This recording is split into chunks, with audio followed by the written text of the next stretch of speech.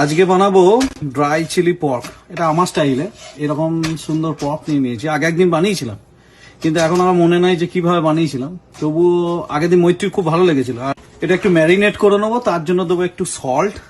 ম্যারিনেশনটা খুব simple, salt দেবো, একটু সয়া সস দিব, এরপর দিয়ে দেবো একটু ব্ল্যাক পেপার দিলাম, আর দেবো একটু রসুন। এরকম ভাবে আমরা আদা রসুন পেস্ট বানিয়ে রাখি বাড়িতে, তো সুবিধা হয় রান্না করতে, এত খাটতে হয় না। এখানেও একটু দিচ্ছি। ওয়েস্টার সসটা একটু ওই স্মোকি গন্ধটা নিয়ে আসে, তো এনে ভালো লাগে। অল্পই দেবো, ব্যাস। দিয়ে একটু সিম্পলি এটাকে মাখিয়ে নেব। না, চামচে হবে না, হাতেই মাখিয়ে নিই। আধ ঘন্টা রেখে দেবো রেস্টে এরকম ভাবে, ব্যাস। তারপরে ডিরেক্ট রান্না শুরু করব।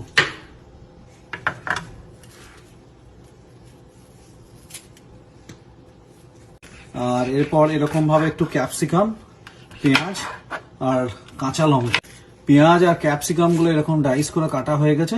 এবার লঙ্কাটাকে, কয়েকটা রসুন ছাড়িয়ে নেব, কয়েক কোয়া দিয়ে কুচি করে নেব। রসুন গুলো কুচি কুচি করে নেওয়া হচ্ছে। আর আমাদের এখানে রসুনটা অনেক বড় বড় হয়, তো এই জন্য 2 কোয়া দিলেই যথেষ্ট। শুরুতেই কড়াতে দিয়ে দেবো একটু কুকিং অয়েল। খুব বেশি কুকিং অয়েল দিতে হবে না, কারণ এটা পর্ক, তো পর্কে এমনিতে প্রচুর ফ্যাট বেরোয়। তো একটু তেলটা একটু হাই আছে গরম করার পর এতে দিয়ে দেবো রসুন কুচি করে রাখা দিয়ে দেবো। এবার রসুনটা এরকম রং আসার পর এতে এবার মাংসটা দিয়ে দেবো ম্যারিনেট কর।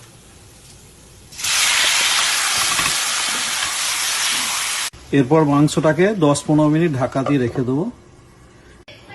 অলমোস্ট আধ ঘন্টা পর এটা খুলে দেখছি, এই যে এবার অনেকটা জলও বেরিয়ে গেছে, আর মাংসগুলো দেখে মনে হচ্ছে অনেকটা সেদ্ধ হয়ে গেছে।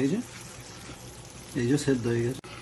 আরো কিছুক্ষণ নাড়াচাড়ার পর এটা খুলে নিচ্ছি। এবার দেখতে পাচ্ছি পুরো তেল বেরিয়ে গেছে, এই যে পুরো তেল বেরিয়ে গেছে। এবার এখানে লঙ্কা কিছুটা কুচি রাখা হয়েছিল, লঙ্কা কুচিটা দিয়ে একটু নেড়ে নিই।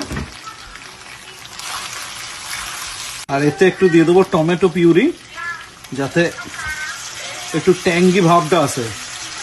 টমেটো পিউরি দিয়ে দিলাম। আরো কিছুক্ষণ নাড়াচাড়ার পর এবার পেঁয়াজ কুচি করে রাখা ছিল, মানে ডাইস করা ছিল, ব্যাস নেড়ে নেবো।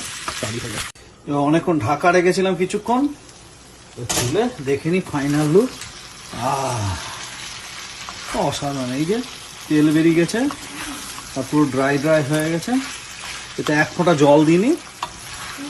আর পুরো এই যে আমার ফাইনাল লুক, পুরো এত সুন্দর। না, আর লোক সামলে থাকতে পারছি না, এবার খেতে হবে আমাকে।